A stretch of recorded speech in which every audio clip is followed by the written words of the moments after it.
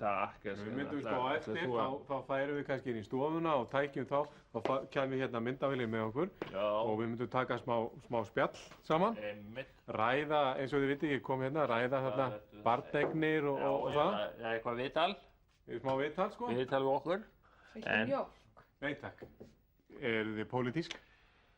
Ég lít nú á mig sem sjálfstæðismann, en eitthvað hún nú... Hjónin Svava og Svavar hafa verið gift í 11 ár. Þeim hefur ekki orðið barn á auðið. Við tókum hús á þeim hjónum og spurðum þau hvers vegna. Takk fyrir. Já, það nú það.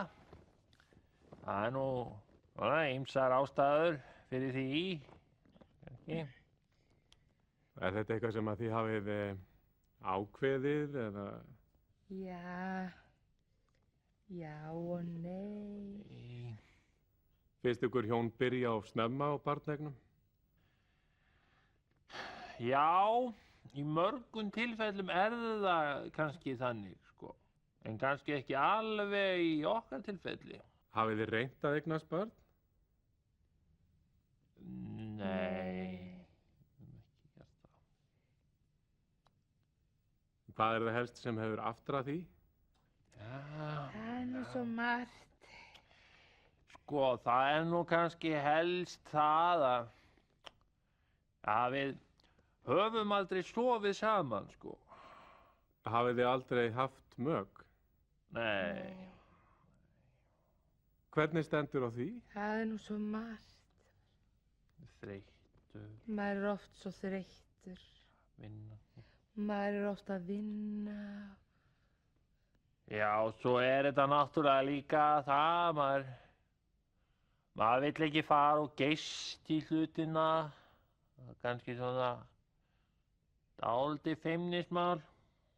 Já, finnst ykkur erfitt að ræða þetta? Nei, það er kannski bara, maður svolítið svona kannski feiminn við hvort annar.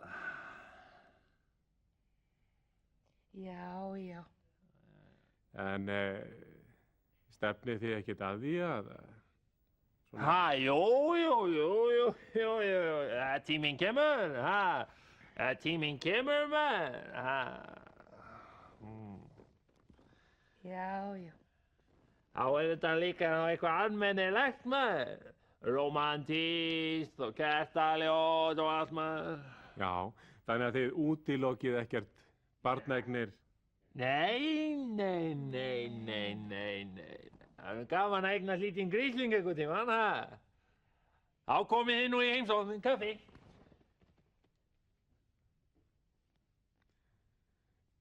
Já. Og þú hlakkar til að takast á við móðurhlutverkið?